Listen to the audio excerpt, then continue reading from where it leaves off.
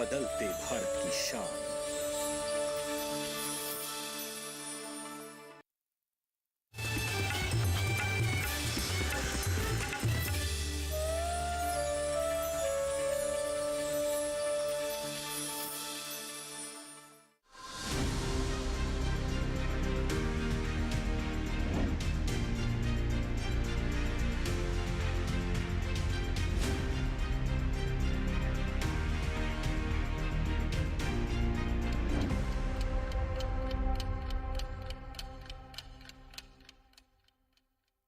नमस्कार, आप देख रहे हैं दूरदर्शन किसान। हमारे खास कार्यक्रम विचार विमर्श में आप सभी का स्वागत। मैं हूं आपके साथ अदिति शर्मा। आज के हमारे इस कार्यक्रम में बात होगी राष्ट्रीय गोकुल मिशन और बरसात के मौसम में पशुओं की देखरेख की। हमारे देश में पशुपालन के क्षेत्र में विकास हो सके, हमारे जो पशुपालक हैं उनकी आय में वृद्धि हो सके, इसके लिए हमारी सरकार द्वारा समय समय पर कई तरह की योजनाएं चलाई जाती हैं। राष्ट्रीय गोकुल मिशन भी उन्हीं में से एक है। जी हाँ, इस मिशन से जुड़कर हमारे कई किसान, हमारे कई पशुपालक फायदा ले चुके हैं, लेकिन इस फायदे को बरकरार रखने के लिए बहुत जरूरी है कि हमारे पशुओं की सही तरह से देखरेख की जाए।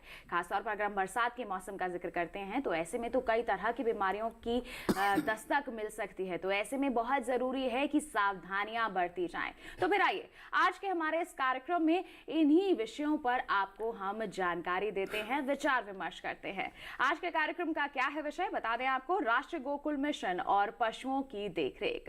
और इस पर चर्चा करने के लिए, विचार विमर्श करने के लिए हमारे साथ हमारे विशेषज्ञ उपस्थित हैं। आइए परिचय करवा दें। डॉक्टर भूषण त्यागी जी हमारे साथ उपस्थित हैं। बता दें संयुक्त आयुक्त हैं डेयरी एवं पशुपालन विभाग भारत सरकार में। साथ ही साथ हमारे साथ डॉक्टर विकास गुप्ता जी उपस्थित हैं, यहाँ पर सहायक निदेशक हैं चौधरी चरण सिंह पशु स्वास्थ्य केंद्र बागपत में। साथ ही हमारे साथ संजय भल्ला जी उपस्थित हैं, बता दें एक सफल पशुपालक हैं। और हमारे साथ ध्रुव अग्रवाल जी भी उपस्थित हैं जो राष्ट्रीय गोकुल मिशन के लाभार्थी हैं और साथ ही साथ पशुपालन व्यवसाय से भी जुड़े हुए हैं। और आप सभी का मैं हमारे कार्यक्रम विचार विमर्श में बहुत बहुत स्वागत करना चाहूंगी। तो बिल्कुल किसान भाइयों बहनों, आज के हमारे इस कार्यक्रम में हम चर्चा की शुरुआत करें उससे पहले दिखा देते हैं एक विशेष रिपोर्ट।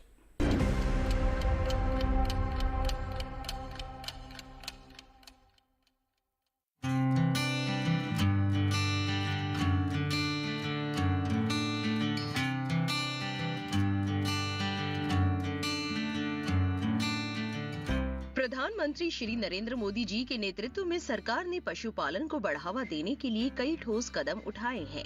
राष्ट्रीय गोकुल मिशन सरकार के इन्हीं प्रयासों में से एक है। देसी नस्लों के संरक्षण और विकास को बढ़ावा देने के मकसद से सरकार ने 2014 में राष्ट्रीय गोकुल मिशन की शुरुआत की थी। ये योजना दूध की बढ़ती मांग को पूरा करने और देश के ग्रामीण किसानों के लिए डेयरी को अधिक लाभकारी बनाने के लिए दूध उत्पादन और बोवाइन की उत्पादकता बढ़ाने के लिए महत्वपूर्ण है। राष्ट्रीय गोकुल मिशन की शुरुआत 2025 करोड़ रुपए के बजट से की गई थी। साल 2020 तक इस मिशन पर लगभग 1842 करोड़ 76 लाख रुपए खर्च किए जा चुके थे। ये योजना 2400 करोड़ रुपए के बजट परिव्यय के साथ 2021 से 2026 तक अम्ब्रेला योजना राष्ट्रीय पशुधन विकास योजना के तहत भी जारी है। गोकुल मिशन के तहत सरकार देसी नस्ल के दुधारू पशुओं और भैंसों के पालन व संरक्षण को बढ़ावा दे रही है। इस योजना का मकसद प्रजनन के लिए उच्च आनुवांशिक गुणवत्ता वाले सांडों के उपयोग का प्रचार करना है। साथ ही इस योजना के तहत प्रजनन नेटवर्क को भी मजबूत किया जा रहा है। किसानों के द्वार पर कृत्रिम गर्भाधान सेवाओं के वितरण के माध्यम से कृत्रिम गर्भाधान कवरेज को बढ़ावा दिया जा रहा है। सरकार IVF, लिंग क्रमबद्ध वीर्य और जीनोमिक चिप के जरिए नस्ल सुधार के लिए किसानों को उनके दरवाजे पर प्रौद्योगिकी पहुंचा रही है। योजना का उद्देश्य इन पशुओं में होने वाली बीमारियों को रोकना भी है। पशुपालकों के लिए 2020 में ई गोपाला ऐप की शुरुआत भी की गई। ई गोपाला ऐप पशुपालकों की मदद करने और पशु उत्पादकता को बढ़ाने के लिए ऑनलाइन डिजिटल माध्यम है। इससे किसानों, पशुपालकों को उच्च कोटि के वीर्य, भ्रूण और पशु की उपलब्धता की जानकारी और उन्हें खरीदने की सुविधा मिल रही है। लेकिन सरकारी सहायता के साथ साथ कुछ बातों का ध्यान पशुपालकों को खुद भी रखना होगा। खास तौर से बरसाती मौसम में पशुओं को रोगों से बचाना होगा। बरसात का मौसम पशुओं के लिए सबसे ज्यादा घातक माना जाता है। बरसात में पशुओं में गलघोटू व मुंह पका खुरपका जैसी बीमारी हो सकती है, जिस कारण पशुओं की अचानक मौत भी हो जाती है। इसलिए पशुओं को इन बीमारियों के टीके जरूर लगवाएं। शेड में पानी नहीं भरने दें और बाड़ी की नालियां साफ सुथरी रखें। बाड़ी की सतह सूखी और फिसलन वाली नहीं होनी चाहिए। लगातार गीले होने के कारण पशुओं के खुरों में संक्रमण होने की आशंका बढ़ जाती है। इसलिए सप्ताह में 1 या 2 बार लाल दवाई के घोल से पशुओं के खुरों को साफ करें। ज्यादा नमी के कारण पशु आहार में फफूंद लगने की आशंका रहती है और ऐसा आहार खाने से पशु बीमार हो सकते हैं। इसलिए दुधारू पशुओं के खान पान का भी विशेष ध्यान रखें। पशुओं के बाड़े की छत से पानी नहीं टपकने दे और बाड़े के आसपास पानी का ठहराव नहीं होने दे। गंदे पानी में मच्छर और मक्खी पनपते हैं, जो पशुओं में बीमारियां फैला सकते हैं। इनकी रोकथाम के लिए केरोसिन का तेल पानी वाले गड्ढों में डाल सकते हैं। पशुओं में बीमारी का कोई भी लक्षण दिखते ही तुरंत पशु चिकित्सक की सलाह लें।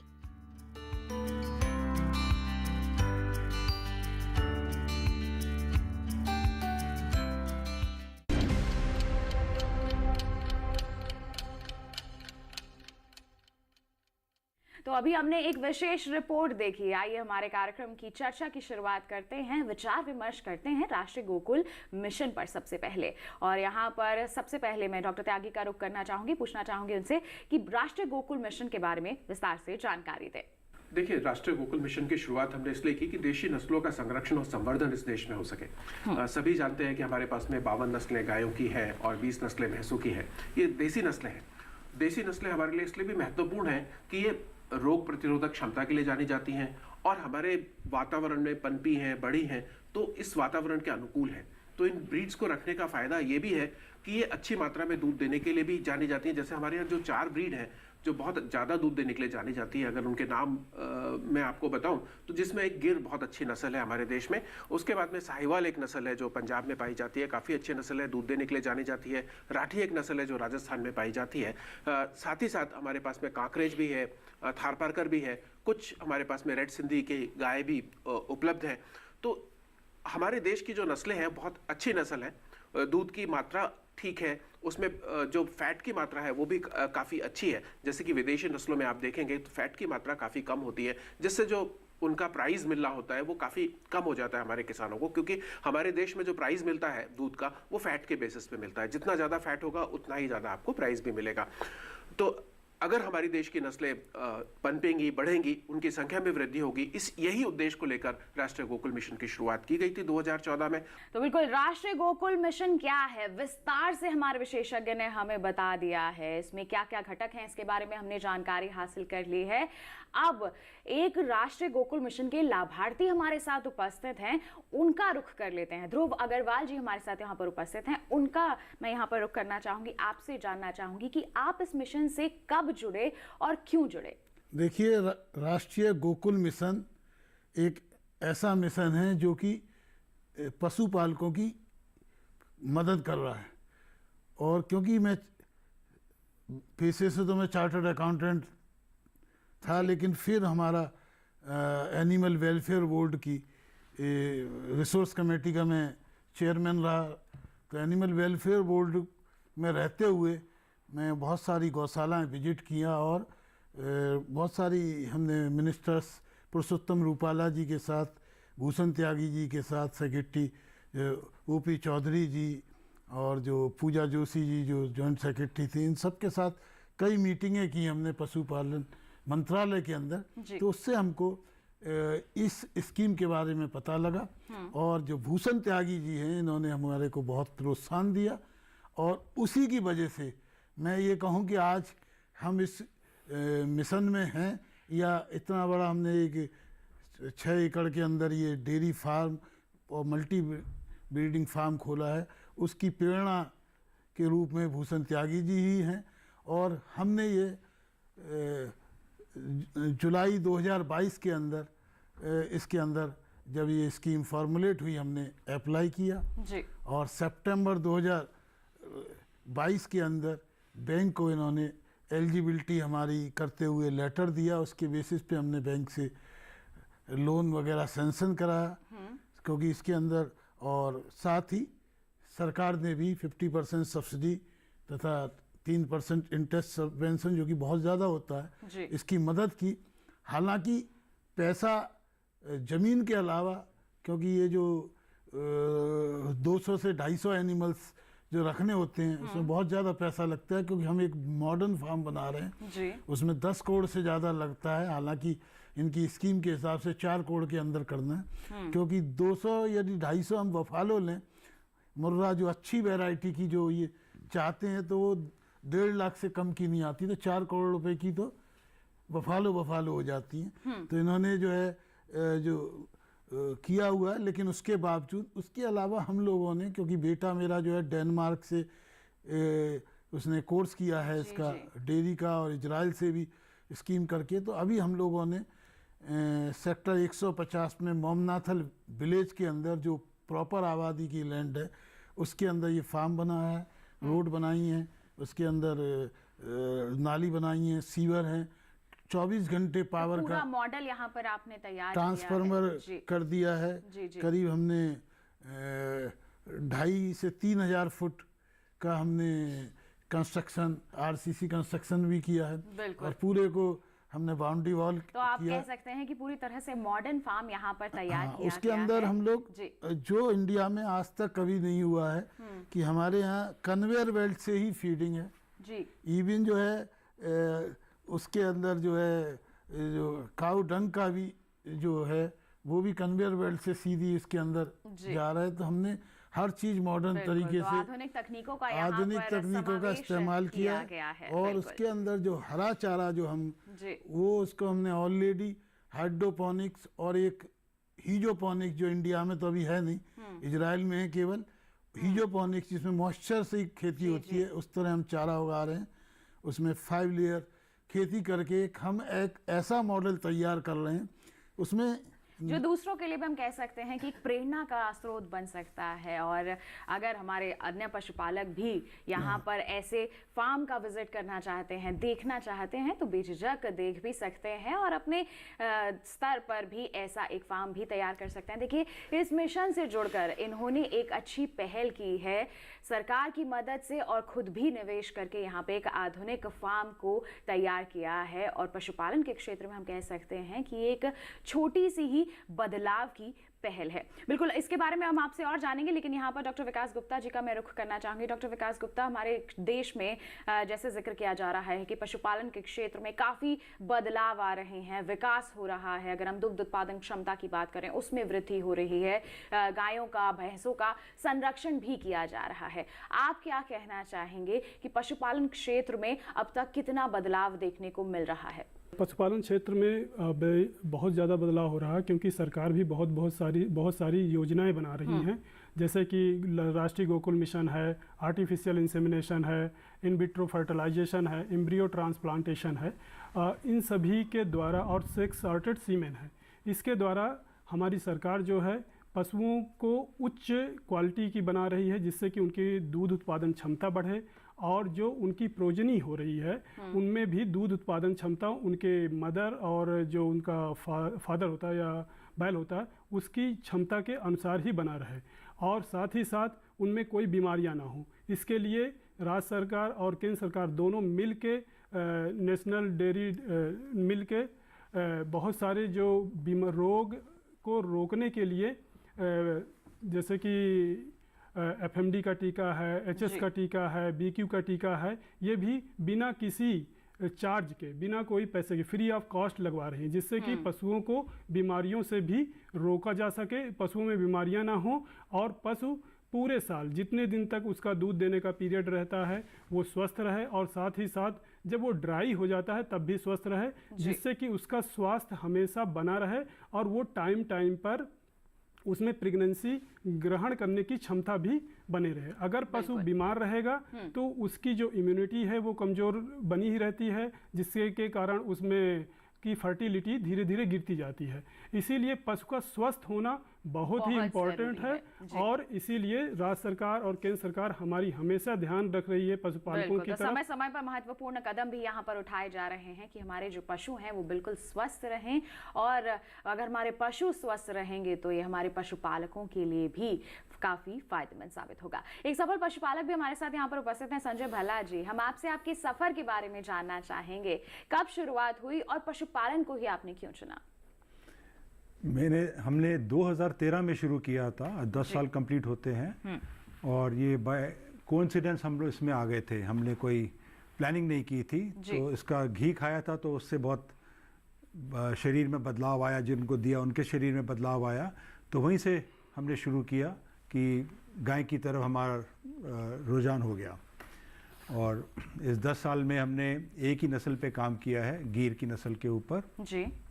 और हम लोग एक अपना नेचुरल वे में करते हैं फार्मिंग, बिल्कुल ही टोटली उसी के मल मूत्र से उसका चारा उगाते हैं और वही पशु को देते हैं। तो हमारी ये सोच है कि अगर उसको चारा अच्छा मिलेगा तो उसकी इम्यूनिटी अच्छी होती है, तो वो बीमार कम पड़ेगी, वो स्वस्थ रहेगी। तो एक बहुत अच्छी ज़रूरी बात है किसान भाइयों के लिए कि अगर आप उसको चारा उगाएं, उसी के मल मूत्र से उगाएं या किसी के मल मूत्र से उगाएं, अगर उसको आप नेचुरली ग्रोन चारा विदाउट पेस्टिसाइड विदाउट केमिकल वो देंगे तो उसकी इम्यूनिटी अच्छी रहेगी। ओवर द ईयर्स, इन सालों के अंदर हमारे पशुओं की इम्यूनिटी कम हो गई है, सो उसकी वजह से इंटरवेंशन आ गई है। एलोपैथी मेडिसिन बोलिए या जो भी बोलिए, ट्रीटमेंट्स बोलिए, मॉडर्न मेडिसिन की ज़रूरत पड़ने लगी है। तो हम लोग बिल्कुल बेसिक तरीके से अपने पशुओं को प्रिवेंटिव करते हैं, जैसे हम अश्वगंधा देते हैं और हम लोग उसकी मसाज करते हैं, उसकी बॉडी की, उसमें थोड़ा सा टी ट्री ऑयल या लेवेंडर ऑयल डाल देते हैं सरसों के तेल के अंदर। आप रेगुलर मसाज करेंगे तो पशु आपका हेल्दी रहेगा, जो उसके ऊपर टिक्स होते हैं वो सब हट जाते हैं। और स्पेशली मानसून्स के अंदर ये 2 महीने तो ऐसे होते हैं कि अगर आप ख्याल नहीं रखेंगे तो वो अपने पूरे पशुधन से हाथ धो बैठेंगे जी। तो ये बहुत ज़रूरी है। एक तो उड़ते हुए जो कीड़े होते हैं बरसात में वो भी ज़्यादा होते हैं, जैसे कि मच्छर है, तो कंडे जलाइए, उसको स्मोक आउट करिए, और दूसरा जैसे मैंने आपको बोला उसकी मसाज करिए, उसके खोल को साफ करिए। खोल को जहाँ पे वो खाती है गाय, वो खोल बिल्कुल साफ होना चाहिए। That is the basic best precaution. खाने की जगह, पीने की जगह दोनों साफ। जब वो बैठती है स्पेशली सीजन के वक्त, आप गोबर को वहाँ से हटाइए और कम से कम ज़्यादा से ज़्यादा सूखा रखिए। बट बेसिक ये प्रिवेंशन करेंगे तो आप सुखी रहेंगे, आपके पशुओं को कुछ नहीं होएगा। और एक देसी तरीका हमने और अपनाया है पिछले 2 साल में, जिसका बहुत अच्छा रिजल्ट आया है कि हमने वहाँ मुर्गियाँ छोड़ दी हैं। तो मुर्गियाँ जब उनके पशुओं के बीच में रहती हैं तो जितने जो कीड़े होते हैं, जो क्रॉलिंग इंसेक्ट्स वगैरह हैं, वो खाती हैं। तो वो उसको, मुर्गी को अपना कैल्शियम हो जाता है, मिल जाता है, और पशु उस कीड़ों से बचता है। तो एक इंटीग्रल फार्मिंग अप्रोच कोई भी मिशन के अंदर आप हो, कोई भी पशुपालन करिए, एक अगर आप मिक्स करेंगे, जैसे आप कहते हैं मल्टी क्रॉपिंग नेचुरल फार्मिंग के अंदर, उसी तरीके से ये इंटीग्रल अप्रोच भी लेके आई है। थोड़ी मुर्गियाँ रखी हैं गायों के साथ और बुल्स के साथ, तो आपकी पशु स्वस्थ रहेंगे। बिल्कुल। तो देखिए कितने ही अच्छे हम कह सकते हैं कि योजनाबद्ध तरीके से हमारे जो सफल पशुपालक हैं, पशुपालन से जुड़े हुए हैं, अपने व्यवसाय को आगे बढ़ा रहे हैं। एक छोटे से बदलाव से इन्होंने इस व्यवसाय की शुरुआत की थी, महसूस किया कि इस व्यवसाय की ओर बढ़ना चाहिए, और आज देखिए 10 वर्ष पूरे हो चुके हैं, और हम कह सकते हैं बिना रसायनों के उपयोग के और बिना किसी दवाओं के उपयोग से ही आप इस व्यवसाय को सफलतापूर्वक चलाते आ रहे हैं। 100% नेचुरल फार्मिंग।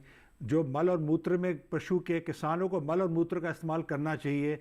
आप छोड़ दीजिए, आप उसमें कुछ डालने की ज़रूरत नहीं है, आप उसको कंपोज होने दीजिए। आपका जो एग्री वेस्ट है वो डाल दीजिए, जो आपकी पोल्ट्री ड्रॉपिंग है वो डाल दीजिए। पोल्ट्री का सबसे बड़ा रोल है, आपकी जो गोबर है, जो आप साल भर के अंदर कंपोस्ट होती है, वो 1.5 महीने में कंपोस्ट कर देगी। जो मुर्गी मुर्गा हैं वो आपके कोवर्कर्स की तरह काम करेंगे। कीड़े तो खाएंगे, इसमें से भी चुन चुन के कीड़े खाएंगे, अपने पाँव से उसको खरीदेंगे। और हमने देखा है कि अगर आप 4 फीट ऊंचा डंग का एक बेड लगाते हैं तो 1.5 महीने में आप देखेंगे वो 4 फीट का बेड 1.5 फुट का हो जाता है, और एकदम काली गोबर पतली सी हो जाती है, वो आपकी खाद बन जाती है। डेयरी आइसोलेशन में कर रहे हैं, फार्मिंग आइसोलेशन में कर रहे हैं, और मुर्गी पोल्ट्री गोट सब आइसोलेशन में कर रहे हैं। एक इंटीग्रल अप्रोच होनी चाहिए। बिल्कुल। तो देखिए, ये केवल गाय या भैंस में पर ही सीमित नहीं है, इन्होंने अन्य पशुओं को भी अपने फार्म में जगह दी है और उससे फायदा ही ले रहे हैं। 100% कह रहे हैं प्राकृतिक रूप से ये पशुपालन कर रहे हैं। तो अगर हमारे सफल पशुपालक ये संभव कर सकते हैं तो आप भी जरूर ये कर सकते हैं। डॉक्टर गुप्ता, इस पर आप क्या कहना चाहेंगे? जिस तरह से हमारे सफल पशुपालक प्राकृतिक रूप से पशुपालन से जुड़े हुए हैं, ये हमारे अन्य जो पशुपालक हैं जो अभी हमें देख रहे हैं उनके लिए कितना प्रेरणादायी बन सकता है? जैसा कि लांबा जी ने बताया कि इंटीग्रेटेड फार्मिंग जो होती है बहुत अच्छी होती है, क्योंकि हम जो है खाद के लिए जो खेत में हम यूज करते हैं उसके लिए मुझे फर्टिलाइज़र पर, जो केमिकल फर्टिलाइज़र हैं उन पर डिपेंड नहीं करना पड़ता। और जो बैल या जो भी हमारे पशु हैं उनके मल मूत्र में बहुत ज़्यादा कार्बन की मात्रा होती है, उसमें नेचुरल नाइट्रोजन, फास्फोरस और मिनरल्स भी बहुत होते हैं, जिससे कि हमें उस खाद को अगर हम खेतों में यूज करेंगे तो हमें कोई केमिकल फर्टिलाइज़र की यूज नहीं करना पड़ेगा और साथ ही साथ खेत की उत्पादक क्षमता जो है बनी रहती है। होता क्या है कि धीरे धीरे जो हमारे खेत हैं उनमें कार्बन की जो कंटेंट है वो कम होता जा रहा है, फास्फोरस का कंटेंट कम होता जा रहा है, नाइट्रोजन का कम, और उसको पूरा करने के लिए हम फर्टिलाइज़र डालते जा रहे हैं। और फर्टिलाइज़र डालेंगे तो उसके वजह से बहुत सारी बीमारियां भी हो रही हैं, क्योंकि अगर खेत में अच्छा उत्पादन नहीं होगा और उत्पादन ना होने के कारण अगर हम चारा उसमें जानवरों को खिलाएंगे उनको उस पर्याप्त मात्रा में, क्योंकि खेत में डिफिशियंसी हो गई है, डिफिशियंसी होगी तो चारे में उन केमिकल या जो मिनरल्स हैं या कैल्शियम है, फास्फोरस है, वो चारे में के थ्रू एनिमल को नहीं मिल पाता और इसके कारण क्या होता है कि पशुओं में भी उन मिनरल की कमी हो जाती है। अगर मिनरल की कमी होगी तो उसमें बहुत सारी बीमारियां होती हैं, उनकी इम्यूनिटी कमज़ोर होती है। इसलिए इंटीग्रेटेड फार्मिंग एक अच्छा उपाय है और पशुपालकों को इसे अपनाना चाहिए और इसमें लागत भी कोई अलग से नहीं है। आपके जो पशु हैं उनका मलमूत्र ही यूज करना है, उन्हें खाद की तरह खेतों में यूज करेंगे, जिससे कि अलग से कोई बर्डन, इकोनॉमिकल बर्डन पशुपालकों को भी नहीं मिलेगा और किसान जो पशुपालन कर रहे हैं उनको भी नहीं उठाना पड़ेगा। बिल्कुल। तो अधिक कोई खर्च भी यहाँ पर नहीं होगा, आर्थिक रूप से लाभान्वित भी होगी, हमारे पशुओं का स्वास्थ्य भी बेहतर बना रहेगा, हमारे खेतों में भी हम कह सकते हैं अच्छी गुणवत्ता वाला हरा चारा, या फिर अगर हम उस खाद का उपयोग किसी अन्य फसल के उत्पादन में लगाते हैं तो उसकी भी गुणवत्ता और उत्पादकता हमें काफ़ी अच्छी मिलेगी। तो हम कुल मिलाकर कह सकते हैं कि अगर इस ओर हमारे किसान, हमारे पशुपालक अपना ध्यान बढ़ाते हैं, इस ओर अपने कदम बढ़ाते हैं तो निश्चित तौर पर उनके लिए ये फायदे का सौदा साबित हो सकता है। फायदे का सौदा साबित हमारा राष्ट्रीय गोकुल मिशन भी हो सकता है। इसके अंतर्गत कई तरह के कार्यक्रमों को भी जोड़ा जा रहा है, जिसके बारे में मैं डॉक्टर भूषण त्यागी से यहाँ पर जानना चाहूंगी। जी हाँ, सरकार की तरफ से देखिए इसमें एक्सेलरेटेड ब्रीड इंप्रूवमेंट प्रोग्राम हम चला रहे हैं। एक्सेलरेटेड ब्रीड इंप्रूवमेंट प्रोग्राम दो तरह से चलाया जा रहा है। एक तो IVF की जो प्रेगनेंसी है, पहले हम क्या करते थे, कार्यक्रम चलाते थे, आर्टिफिशियल इंसेमिनेशन, हमने कुछ सहयोग दिया हमारे लाइफ स्टॉक डेवलपमेंट बोर्ड्स को और कुछ सहयोग दिया हमने जो पशुपालन विभाग है उनको आर्टिफिशियल इंसेमिनेशन करने के लिए। अब सरकार सीधे तौर पर किसान को किस तरह से डायरेक्टली फायदा हो उसको करने का हमारा वो है। और हमारा जो कार्यक्रम चल रहा है एक्सेलरेटेड ब्रीड इंप्रूवमेंट प्रोग्राम, इसके अंतर्गत हम अपने किसानों को एश्योर्ड प्रेगनेंसी दे रहे हैं, यानी उसको assured pregnancy sex sorted semen से दी जाए, इसका पूरा इंतजाम किया गया है। इसके अंतर्गत एक प्रेगनेंसी देने के लिए 3 बार आर्टिफिशियल इंसेमिनेशन करना होता है या कृत्रिम गर्भाधान करना होता है। उसमें अगर आर्टिफिशियल इंसेमिनेशन करने के बाद में पहले बार ही अगर प्रेगनेंसी आ जाती है कृत्रिम सेक्स सॉर्टेड सीमन से, तो उस किसान को केवल 250 रुपए ही खर्च करने होंगे और उसकी प्रेगनेंसी उसको मिल जाएगी 250 रुपए के अंतर्गत। पर अगर किसान के पास में 2 AI या 3 AI करनी पड़ी तो 250 रुपए के हिसाब से 1 AI उसको करनी होगी। 250 रुपए की सब्सिडी भारत सरकार इसमें दे रही है, क्योंकि जो कीमत है सेक्स सॉर्टेड सीमन की वो करीब करीब 500 से 600 रुपए के बीच में आई है। तो आधा व्यय 50% व्यय जो है 50% से भी थोड़ा ज्यादा है अभी, तो वो व्यय सरकार की तरफ से हो रहा है। तो 250 रुपए की सब्सिडी भारत सरकार दे रही है, 250 रुपए किसान को देने पड़ रहे हैं।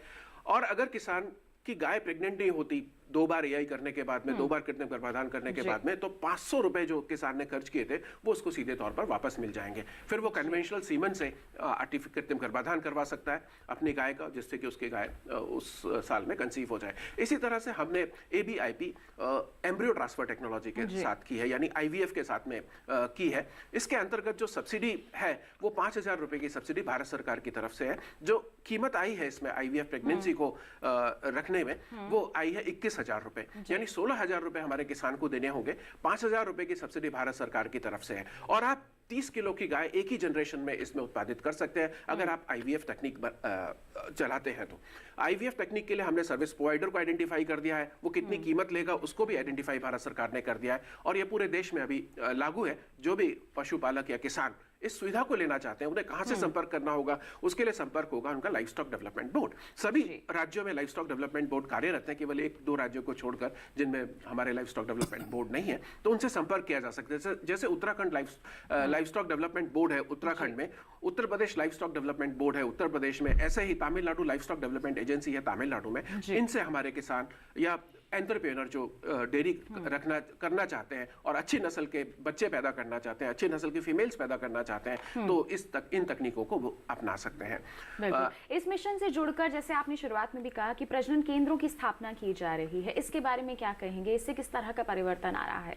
देखिए, हमारे देश में जो प्रजनन केंद्र है उनकी संख्या में कमी है, तो अभी जो जरूरत है हमारे देश को प्रजनन केंद्रों की वो करीब 2 लाख केंद्रों की जरूरत है। अगर हम 600 गाय एक केंद्र से करीब कवर हो पाती हैं, तो 600 गाय को अगर वो कवर करेगा तो हमारे देश में करीब 13 करोड़ इस तरह की गाय हैं जिनको उनको कवर करना होगा। तो 600 गायों पर एक प्रजनन केंद्र की आवश्यकता है। उसके अगेंस्ट अभी देश में जो उपलब्धि है वो करीब 1,45,000 प्रजनन केंद्रों की है या मैत्री की है। तो ये इसकी संख्या को बढ़ाने के लिए मैत्री स्टैब्लिशमेंट का हमने एक कार्यक्रम रखा हुआ है। तो मैत्री को हमें ट्रेन करना है, उसको ट्रेन करने के लिए हम 3 महीने की ट्रेनिंग हम देते हैं। तो 3 महीने की ट्रेनिंग में 1 महीने की क्लासरूम ट्रेनिंग है, 2 महीने की उसमें फील्ड में उसको ट्रेनिंग दी जाती है। ट्रेनिंग के दौरान हम 31,000 रुपए राज्य को देते हैं। जो ट्रेनिंग करेगा, ट्रेनिंग की कॉस्ट पूरी तरह से भारत सरकार की तरफ से है। साथ ही साथ ट्रेनिंग करने के बाद उसको कुछ इक्विपमेंट दिए जाते हैं जिसकी कीमत करीब 50,000 रुपए आती है। वो 50,000 रुपए के इक्विपमेंट भी मैत्री को दिए जाते हैं। हम मैत्री कह रहे हैं कि multipurpose AI technician in rural India. तो इस तरह के मैत्रीज हम जगह जगह पर स्थापित कर रहे हैं और इन मैत्री को सिखाया जा रहा है कि किस तरह से आपको कृत्रिम गर्भाधान करना है। साथ ही साथ इनको फर्स्ट एड भी सिखाई जा रही है, किस तरह से पशु का ट्रीटमेंट इनको करना है कि अगर पशु बीमार हो जाए इमीडिएटली, अगर पशु चिकित्सक नहीं आ सकता उस क्षेत्र में, तो वो पशु को वो पूरा फर्स्ट एड दे सकें, उसका ट्रीटमेंट कर सकें। इस तरह की उनके पास में सुविधा है। साथ ही साथ उनके पास में AI किट है, सारी चीजें जो हमने इक्विपमेंट दिए हैं 50,000 रुपए के, उससे वो कृत्रिम गर्भाधान करते हैं। अब इनका इंसेंटिव पैकेज किस तरह का है? इंसेंटिव पैकेज हर AI पर हम नेशन वाइड AI प्रोग्राम चला रहे हैं जिसमें किसान के घर द्वार पर, पहले हम किसान के घर द्वार पर सुविधा नहीं पहुंचाते थे, किसान के घर द्वार पर यह सुविधा उपलब्ध कराई जा रही है कृत्रिम गर्भाधान की, और मुफ्त में उपलब्ध कराई जा रही है, यानी फ्री ऑफ कॉस्ट ये सुविधा है किसान के लिए। तो किसान nationwide artificial insemination programme में शामिल हो सकता है। और जो मैत्री हमने स्थापित किए हैं उनको प्रत्येक AI पर 50 रुपए की राशि दी जाती है। अगर काफ बॉन्ड होता है यानी बच्चा पैदा होता है तब उनको 100 रुपए की राशि दी जाती है।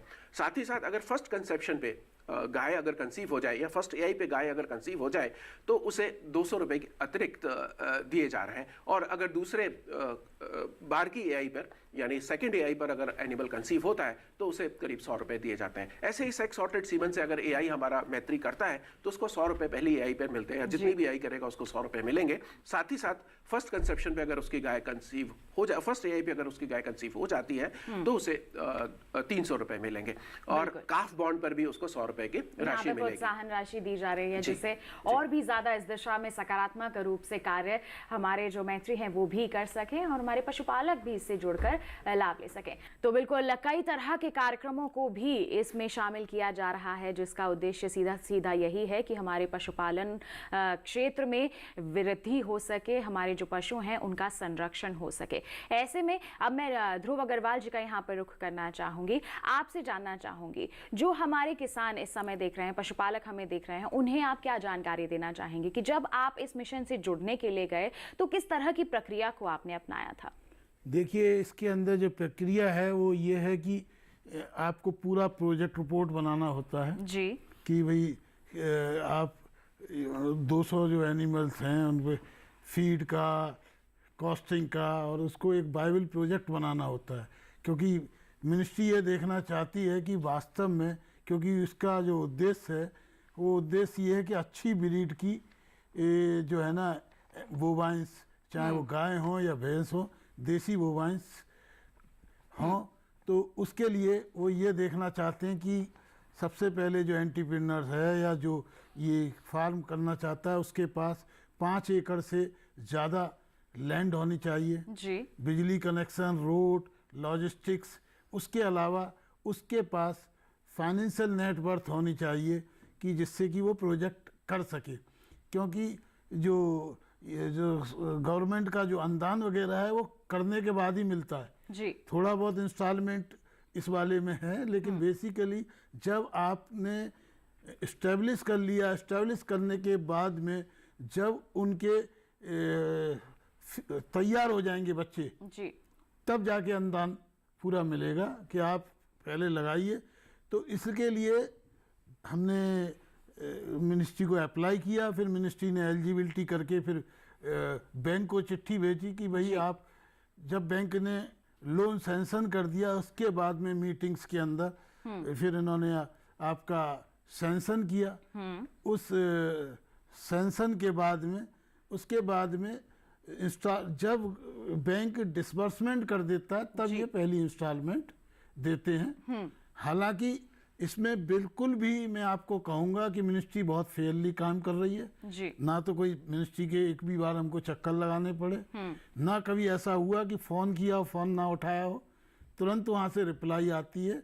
और यदि आप कागज़ पत्रे पूरे करते हैं तो वहाँ पे मैं आपको बताऊँगा कि कोई भी मेरा जो भी ऑफिसर है कोई चाय का भी गुनहगार नहीं है। सब लोग, मतलब जो लोग बाग कहते हैं कि रिश्वत चलती है, ये चलती है, इसके अंदर बिल्कुल एकदम ट्रांसपेरेंट तरीके से काम होता है। तो आपको कोई ब्यूरोक्रेसी वाली बात नहीं है, केवल आपके कागज पत्रे पूरे होने चाहिए। जहाँ तक हमने क्या तैयारी की है आज तक, अब हमने तैयारी ये की है, हमने चारा ऑलरेडी उगा दिया, उसके बाद में मोरिंगा के 1000 पौधे, 1000 हमने नीम के पौधे, उसके अलावा जो भी हरा चारा है, उसके बाद में शेड, बिजली कनेक्शन, पाइपलाइन, उनकी सारी व्यवस्था हमने कर दी है। बिल्कुल, तो अब हम केवल भी यहाँ पर तैयारियां करनी बहुत जैसे हमको इंस्टॉलमेंट दूसरी मिलेगी, हम एनिमल्स ले आएंगे जो इसी महीने जुलाई अगस्त के अंदर ही हमारा,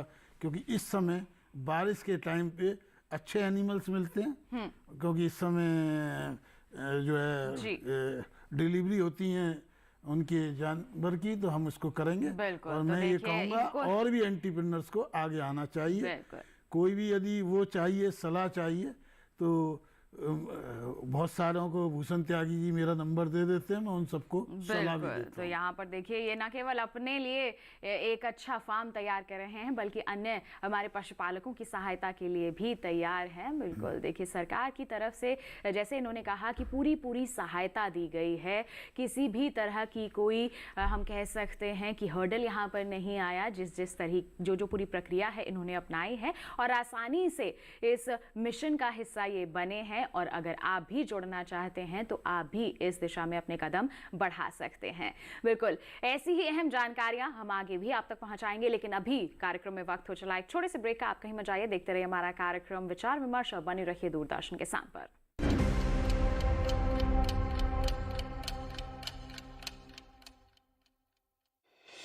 डिजिटल किसान में अब तक हमने दी है आपको ऑनलाइन पेमेंट एप्स की पूरी जानकारी।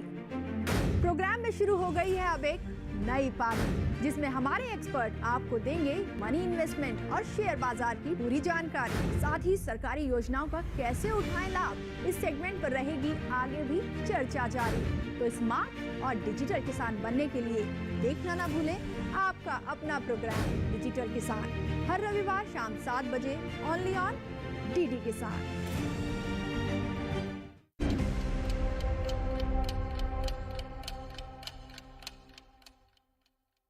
ब्रेक के बाद दूरदर्शन किसान के कार्यक्रम विचार विमर्श में आप सभी का फिर से स्वागत। आज हम चर्चा कर रहे हैं राष्ट्रीय गोकुल मिशन और पशुओं की देखरेख की।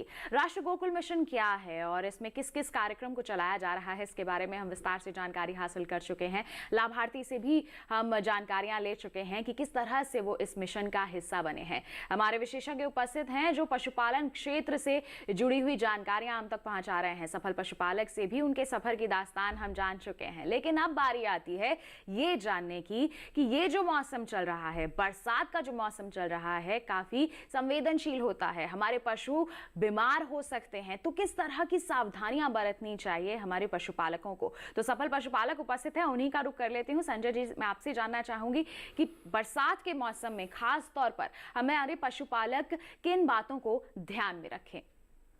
देखिए, जो उसके कीड़े लगते हैं पशु के ऊपर, अगर आप उसकी मसाज करेंगे तो आपको नज़र में आएगा, तो हाथों हाथ आप निकाल सकते हो। और जब आप रेगुलर मसाज करते हैं तो वो बैठते भी नहीं, कीड़े वहाँ ठहरता नहीं है।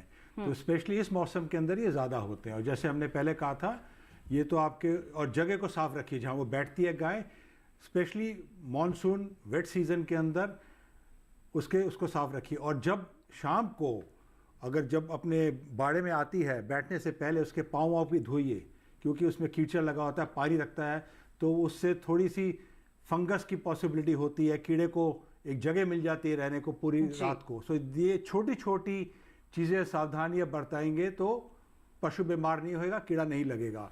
और दूसरा भी हमने जैसे पहले बोला था कि मुर्गी ज़रूर छोड़िए। मुर्गी आप देखेंगे, हम कल भी अपने फार्म पे थे, कोई 25-30 मुर्गियाँ थी हमारे 20 गाय के पास, वो सारे उनके आसपास से कीड़े खा रही थी।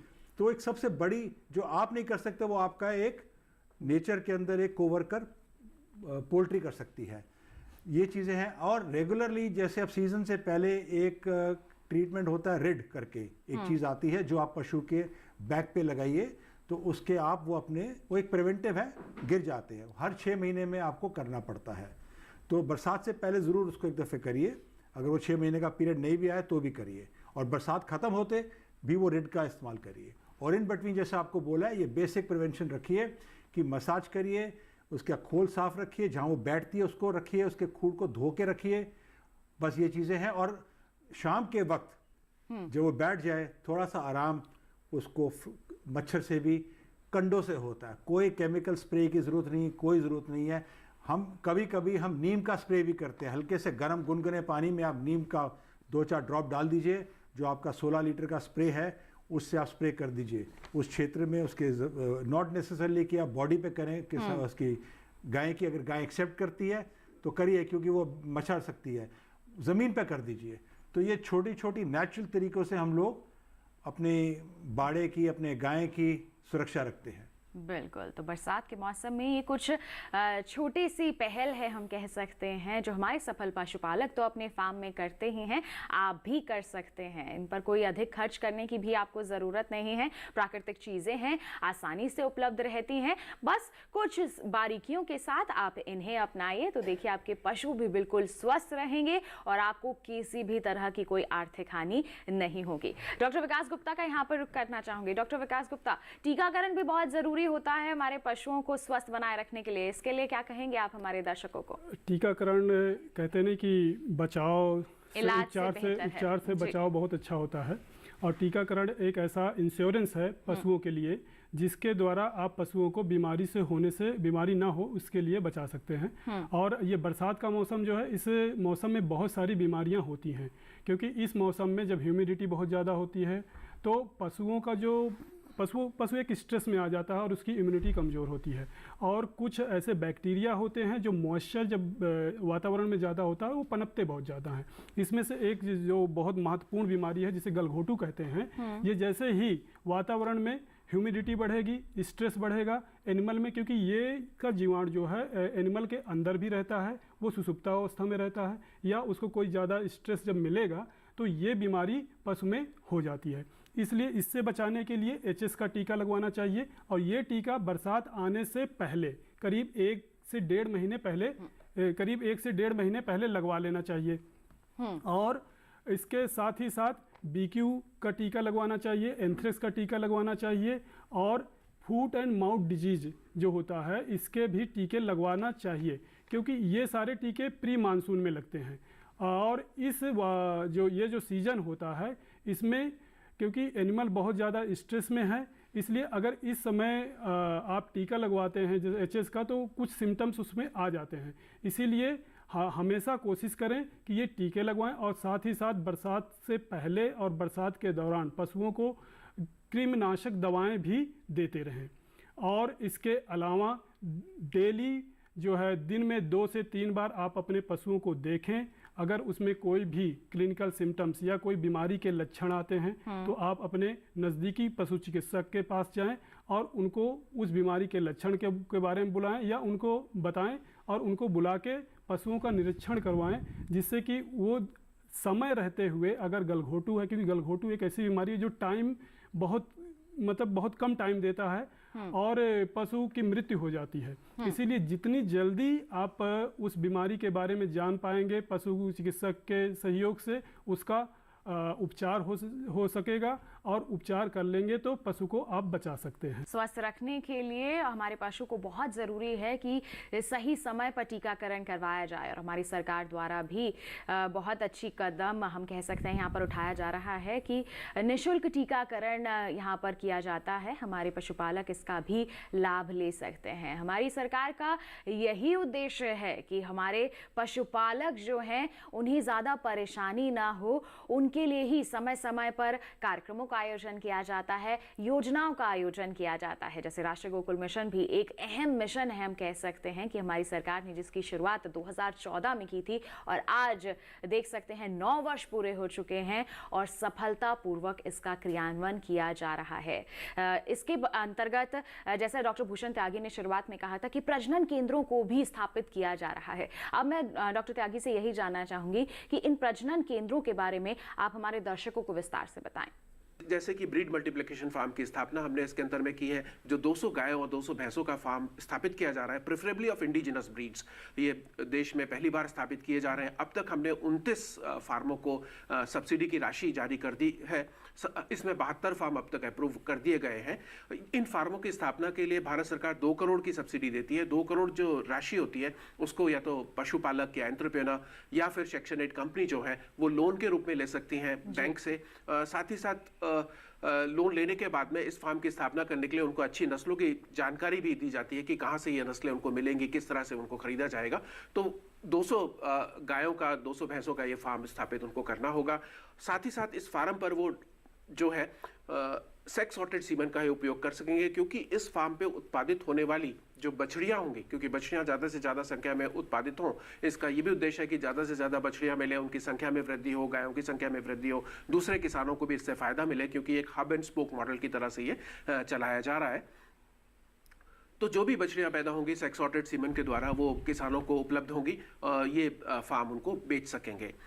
और दूसरे जो कार्यक्रम इसमें लिए गए हैं, जैसे सेक्स सॉर्टेड सीमन विदेशों में ही उपलब्ध था अभी तक, तो इस सेक्स सॉर्टेड सीमन को इस राष्ट्रीय गोकुल मिशन के अंतर्गत लाया गया है। अब तक 7 फैसिलिटी ऐसी हैं देश में जो सेक्स सॉर्टेड सीमन का उत्पादन करती हैं, और हमारी सभी देसी नस्लों का सीमन, सेक्स सॉर्टेड सीमन अब उपलब्ध है, हमारे किसानों को उपलब्ध है। पहले केवल जर्सी और होल्स्टीन फ्रीजियन का सेक्स सॉर्टेड सीमन ही मिलता था विदेशों से।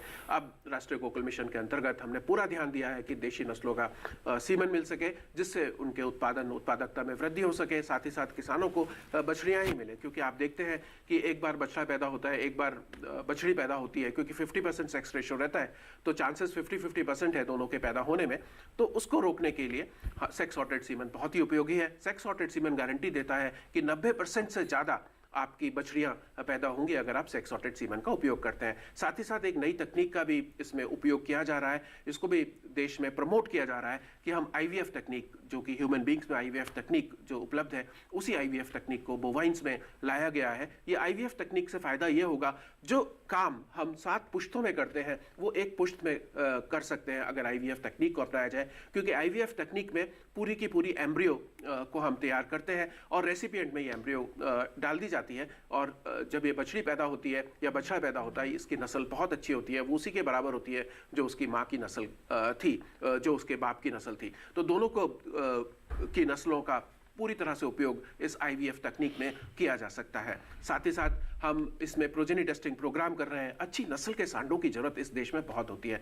आप सभी जानते होंगे कि हमारे देश में करीब करीब 6000 सांड उपलब्ध हैं हमारे सीमेंट स्टेशनों पर। देश में 56 सीमेंट स्टेशन है हमारे देश में, और इन 56 सीमेंट स्टेशन से करीब करीब 133 मिलियन सीमेंट डोजेस का उत्पादन होता है हमारे देश में, और करीब हम इतनी ही आर्टिफिशियल इंसेमिनेशन, कृत्रिम गर्भाधान करते हैं। तो अच्छी नस्ल के सांड हमारे सीमेंट स्टेशन पर हों, इसके लिए प्रोजेनी टेस्टिंग प्रोग्राम या संतान की जो रिकॉर्डिंग है किस तरह से की जाए वो प्रोजेनी टेस्टिंग प्रोग्राम के अंदर की जाती है। प्रोजेनी टेस्टिंग प्रोग्राम का मतलब ये होता है कि हम डॉटर्स की रिकॉर्डिंग करते हैं, यानी बुल ने जो डॉटर पैदा की उसकी हम रिकॉर्डिंग करते हैं, देखते हैं कि कितना वो दूध देने की क्षमता रखती है, और उसके बाद में हम उसकी बुल की ब्रीडिंग वैल्यू निकालते हैं। जो अच्छी ब्रीडिंग वैल्यू के बुल होते हैं उनको हमारे सीमेंट स्टेशन पर रखा जाता है। साथ ही साथ हम पेडिग्री सिलेक्शन भी कर रहे हैं ऐसी नस्लों के लिए जिनमें संख्या काफ़ी कम है, जैसे थारपारकर नस्ल है जिसकी संख्या काफ़ी कम है, तो उस नस्ल के लिए हम पेडिग्री सिलेक्शन प्रोग्राम इंप्लीमेंट करते हैं, जिसमें मादा का दूध देखकर हम निकालते हैं कि ये अच्छे दूध देने की क्षमता रखता है, बुल की नहीं रखता है,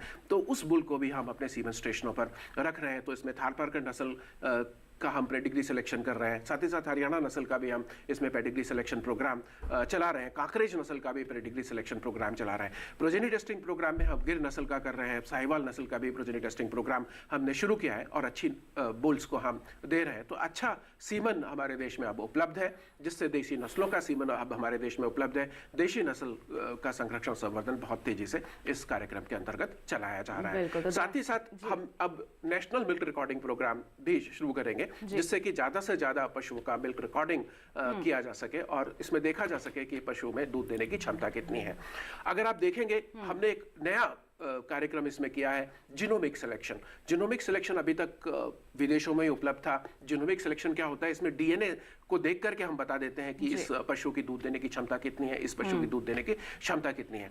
प्रोजेनी टेस्टिंग प्रोग्राम जो मैं आपको बता रहा था, पेडिग्री सिलेक्शन प्रोग्राम जो मैं आपको बता रहा था, उसमें जो दूध देने की क्षमता होती थी वो हम देख पाते थे 7 सालों के बाद में। इसमें दूध देने की क्षमता या जीनोमिक सिलेक्शन के द्वारा, जीनोमिक चिप के द्वारा जो हम देख पाएंगे, वो केवल जन्म पर, पशु के जन्म पर हम देख सकते हैं कि पशु कितना दूध देने की क्षमता रखता है। उत्पादन क्षमता जन्म के समय यहाँ पर मापी जा सकती है। जी बिल्कुल। तो हमारे देश में प्रजनन केंद्रों की जो कह सकते हैं हम आंकड़ों में कमी है, लेकिन अब इसमें वृद्धि की जा रही है, जिससे काफी फायदा ही मिलेगा। अब मैं यहाँ पर ध्रुव अग्रवाल जी का रुख करना चाहूंगी। आप भी एक प्रजनन केंद्र की ही यहाँ पर स्थापना करने जा रहे हैं। आप क्या देखते हैं, किस तरह का नजरिया लेकर चल रहे हैं? देखिए, ये जो ब्रीड मल्टीप्लिकेशन फार्म हैं, तो हमारा प्रयास है कि अच्छे से अच्छी नस्ल के हों। हालांकि अभी तो हम लोग एक एक चीज़, एक पशु लाने से पहले ही सारी व्यवस्थाएं हम लोग ऐसी देख रहे हैं।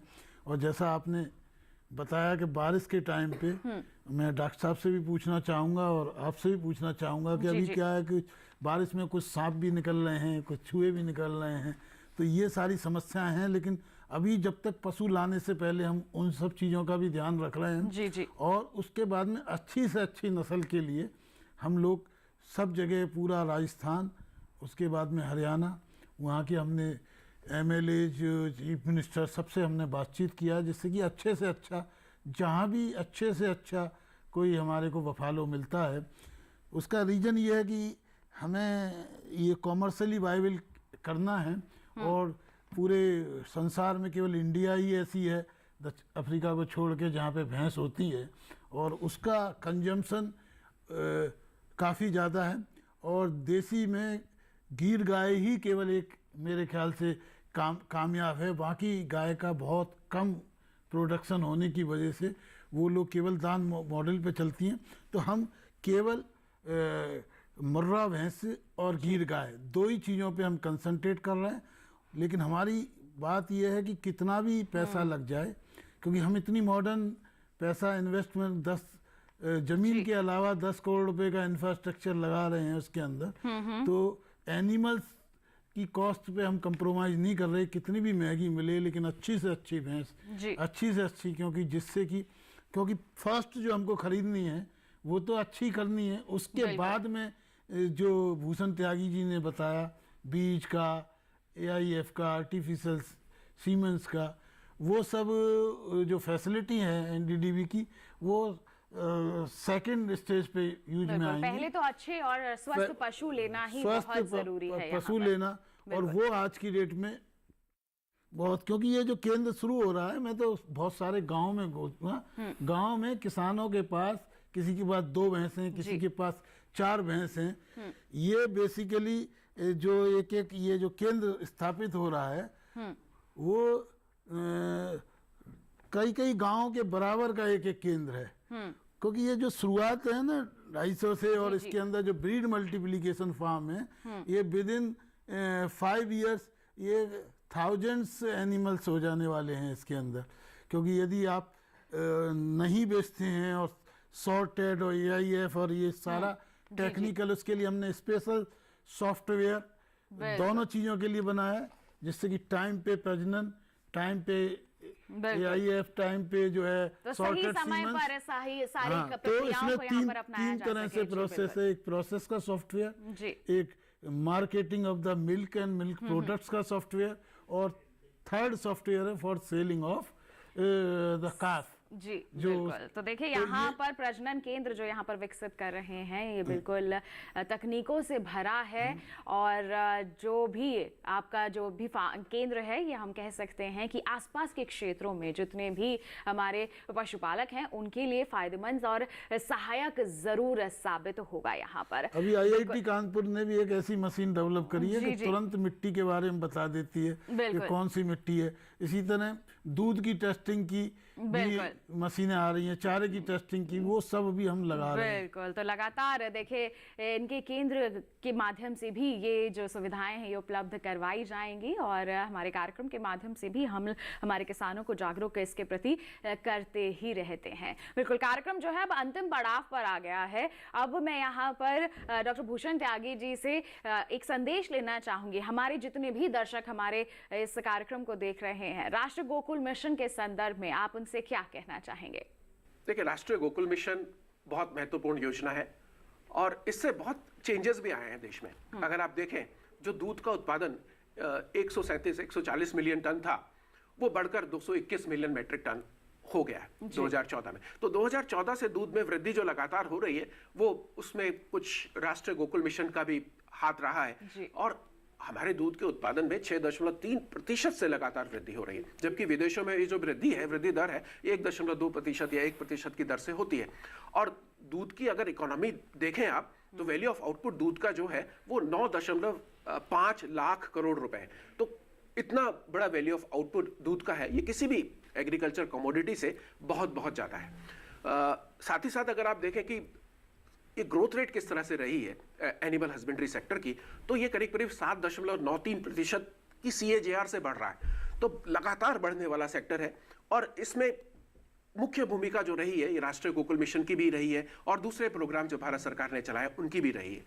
तो इन प्रोग्रामों से जुड़कर हम बहुत ज्यादा लाभान्वित हो सकते हैं। जैसा कि मैंने आपको बताया कि आप नेशन वाइड AI प्रोग्राम से जुड़े, कृत्रिम गर्भाधान से जुड़ा, क्योंकि कृत्रिम गर्भाधान से ही आपके पशु की उत्पादन और उत्पादकता बढ़ सकती है।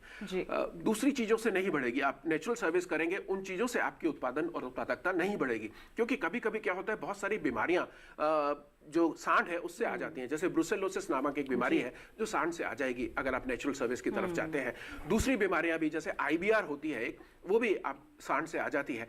तो इस तरह की बीमारियां, JD है, हमारी TB है, तो इस तरह की बीमारियां भी हमारे पशुओं में आ सकती है। अगर आप कृत्रिम गर्भाधान करेंगे तो इस बीमारियों से पूरी तरह से रोकथाम होगी, क्योंकि जो सीमन स्टेशंस है वो बुल्स को डिजीज फ्री रखते हैं। डिजीज की टेस्टिंग समय समय पर कराते हैं कि बुल्स को पूरी तरह से डिजीज फ्री रखा जाए। साथ ही साथ हमारे जो अन्य कार्यक्रम है, जैसे ब्रीड मल्टीप्लिकेशन फार्म हम स्थापित कर रहे हैं। ब्रीड मल्टीप्लिकेशन फार्म में भी एंटरप्रेन्योर्स, मैं गुजारिश करूंगा वो आगे आए, एस्टैब्लिश करें ब्रीड मल्टीप्लिकेशन फार्म्स का। सेक्शन 8 कंपनीज भी इसमें शामिल हो सकती हैं। JLGs, जॉइंट लाइबिलिटी ग्रुप जो होते हैं वो भी इसमें शामिल हो सकते हैं। साथ ही साथ सेल्फ हेल्प ग्रुप भी इसमें शामिल हो सकते हैं।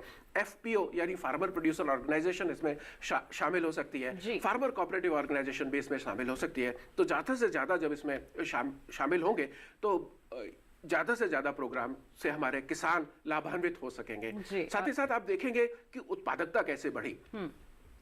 तो उत्पादकता जो 2014 में 1648 किलोग्राम थी, वो बढ़कर 2024 किलोग्राम हो गई है देश में, हमारे ओवरऑल जब पशु को हम देखते हैं। साथ ही साथ देशी नस्लों की भी उत्पादकता काफ़ी तेजी से बढ़ी है।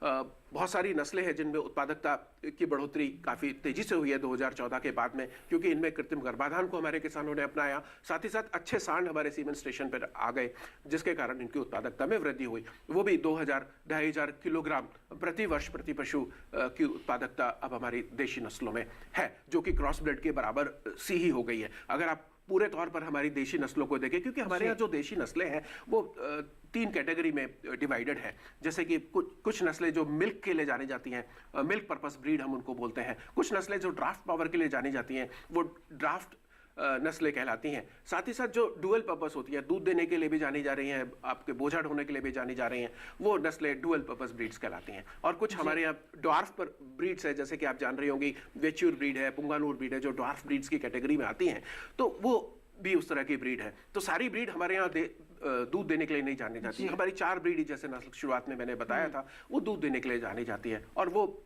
उसका बढ़ाना, उसकी संख्या को बढ़ाना हमारे लिए बहुत महत्वपूर्ण है। और राष्ट्रीय गोकुल मिशन यही कार्य कर रहा है। इनकी संख्या में बहुत तेजी से वृद्धि भी आई है। थारपारकर में वृद्धि हुई है, कांकरेज में वृद्धि हुई। कांकरेज भी दूध के लिए, काफी अच्छे दूध के लिए जानी जाती है, तो उस नस्ल में भी वृद्धि आई है। बिल्कुल बिल्कुल। राष्ट्रीय गोकुल मिशन एक सफल मिशन है और इसको सफल बनाने में बहुत सारे लोगों की भूमिका रही है। हमारे पशुपालकों को इससे फायदा मिल रहा है, लेकिन जैसा हमने पहले भी कहा था, पशुपालक तभी फायदे में रह सकते हैं जब वो अपने पशुओं की अच्छे से देखरेख भी करें। बहुत ही कम शब्दों में हमारे अन्य मेहमानों से भी मैं जानना चाहूंगी, संजय जी क्या कहना चाहेंगे, संदेश देना चाहेंगे आप हमारे सभी पशुपालकों को जो अभी देख रहे हैं, किस तरह से वो इस व्यवसाय को अपने लिए फायदेमंद बनाए? देखिए, गाय के दूध की तरफ खाली ना देखें आप। अगर आपने व्यवसाय को वो करना है तो आपको एग्रीकल्चर साथ में डालना पड़ेगा। दूध के ऊपर बेस करेंगे तो थोड़ा सा कठिनाई आएगी जी। तो एग्रीकल्चर करिए, उसमें उसका चारा उगाइए और साथ में सब्जियां भी उगाइए और थोड़ा सा क्रॉप और कीजिए जो आप बेच सके। बिल्कुल, हम वैसे ही कहते हैं खेती और पशुपालक एक दूसरे के पूरक हैं। अगर साथ में हमारे किसान या पशुपालक इसे अपना लेंगे तो अपनी आय में निश्चित तौर पर वृद्धि कर पाएंगे। अंतिम संदेश डॉक्टर विकास गुप्ता आपसे भी लेना चाहेंगे हमारे दर्शकों के लिए। मैं पशुपालकों को ये बताना चाहता हूँ कि आप अच्छी क्वालिटी की गाय भैंस रखिए, पर अच्छी क्वालिटी की गाय भैंस रखने के लिए उसका स्वस्थ होना भी बहुत ही महत्वपूर्ण है। समय समय पर उनको टीकाकरण करवाइए, उनको कृमिनाशक दवाएं देते रहिए, और बहुत इम्पोर्टेंट है कि उनको संतुलित चारा दीजिए। संतुलित चारा देंगे तो उनकी दूध उत्पादन क्षमता बनी रहती है और पशु जो है निगेटिव एनर्जी में नहीं जाता। उनको मिनरल मिक्सचर देते रहिए, और अगर कोई समस्या होती है तो आप अपने पशु चिकित्सक की सलाह से ही इलाज पशुओं का करवाएं और उनकी देख रेख में ही दवाएं दिलाएं। ऐसा ना हो कि आप खुद से दवाएं दें पशुओं को, क्योंकि ऐसा होने से आप बीमारी को नहीं समझेंगे और दवाएं देंगे इधर उधर की, और इससे आपका खर्च बढ़ेगा पर पशु बीमार नहीं होगा। इसीलिए स्वस्थ पशु रहेगा तभी आपकी उत्पादन क्षमता बनी रहेगी और आपका आय भी बना रहेगा। बिल्कुल, तो इन बातों को ध्यान में रखते हुए पशुपालन के क्षेत्र में आप आगे बढ़िए, निश्चित तौर पर आपको सफलता मिलेगी। समय समय पर विशेषज्ञों और सरकार का साथ भी आपको मिलता रहेगा। और ये जानकारियां हमारे विशेषज्ञों ने आप तक पहुंचाई हैं। बहुत बहुत धन्यवाद। तो किसान भाइयों बहनों, आज के हमारे इस कार्यक्रम में तो आप जागरूक हो गए। अब अगले सप्ताह आपसे मुलाकात होगी और नए विषय पर विचार विमर्श होगा, लेकिन उससे पहले आपको बता दें कि अगर आपके पास कोई सवाल है, कोई सुझाव है, तो आप हम तक पहुंचा सकते हैं, ईमेल कर सकते हैं। हमें ईमेल आईडी है vichaarvimarsh08@gmail.com। तो इसी के साथ हमें दीजिए इजाजत, अगले सप्ताह फिर करेंगे आपसे मुलाकात। तब तक के लिए आप बने रहिए दूरदर्शन किसान पर। नमस्कार।